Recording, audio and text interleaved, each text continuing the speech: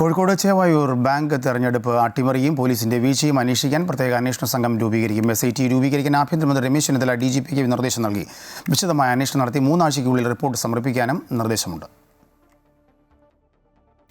2024 November 16 നടന്ന Chevayur bank തെരഞ്ഞെടുപ്പിനിടെ വ്യാപകമായ അക്രമ സംഭവങ്ങളും സംഘർഷങ്ങളും അരങ്ങേറിയിരുന്നു. തെരഞ്ഞെടുപ്പ് സുഗമമായി നടത്തുന്നതിനായി ഹൈക്കോടതി ഉത്തരവ് പ്രകാരം മെഡിക്കൽ കോളേജ് പോലീസിനായിരുന്നു സുരക്ഷാ ചുമതല.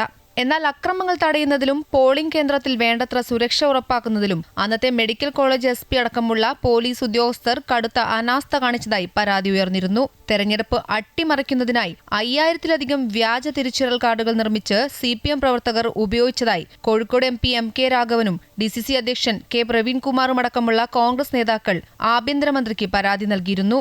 ജനാധിപത്യപരമായ തെരഞ്ഞെടുപ്പ് പ്രക്രിയ അട്ടിമറിക്കാൻ നടത്തിയ ഈ നീക്കത്തിൽ പോലീസിന്റെ കടുത്ത വീഴ്ചയുണ്ടായെന്ന് വ്യക്തമാക്കുന്ന ഹർജികളുടെയും പരാതികളുടെയും പശ്ചാത്തലത്തിലാണ് ആഭ്യന്തര വകുപ്പ് അടിയന്തര അന്വേഷണത്തിന് ഉത്തരവിട്ടിരിക്കുന്നത്.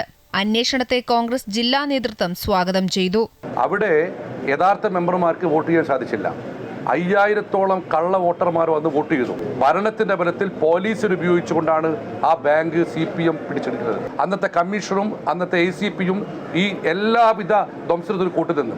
ഇത് പ്രത്യേക അന്വേഷിക്കണമെന്ന് ആവശ്യപ്പെട്ടുകൊണ്ട് ഞങ്ങൾ ഇവിടുന്ന് ആഭ്യന്തര നിവേദനം കൊടുത്തിരുന്നു. അതിനായി ഇന്ന് സ്പെഷ്യൽ ഇൻവെസ്റ്റിഗേഷൻ ടീമിനെ നിശ്ചയിച്ചുകൊണ്ട് ആഭ്യന്തര വകുപ്പ് ഉത്തരവിറക്കിയിരിക്കുന്നു. ഈ SITയിൽ വിശ്വാസമുണ്ട്. ഈ ജനാധിപത്യ ധ്വംസനത്തിന് കൂട്ടുനിന്ന പോലീസ് ഉദ്യോഗസ്ഥന്മാരെ നിയമത്തിന്റെ മുന്നിൽ കൊണ്ടുവരാൻ ഈ അന്വേഷണം സാധിക്കുമെന്നാണ് ഞങ്ങൾ വിശ്വസിക്കുന്നത്. 100 കോടിയോളം രൂപ നിക്ഷേപവും 500 കോടിയോളം രൂപ ആസ്തികളുമുള്ള ചേവായൂർ ബാങ്ക് ഭരണം കോൺഗ്രസ് വിമതരുടെ പിന്തുണയോടുകൂടി CPM പിടിച്ചെടുത്തത്. ആരോപണ വിധേയരായ സഹകരണ വകുപ്പിലെ 2 ഉദ്യോഗസ്ഥരെ UDF സർക്കാർ അധികാരമേറ്റെടുത്തതിന് പിന്നാലെ സ്ഥലം മാറ്റിയിരുന്നു. അമൃത ന്യൂസ്, കോഴിക്കോട്.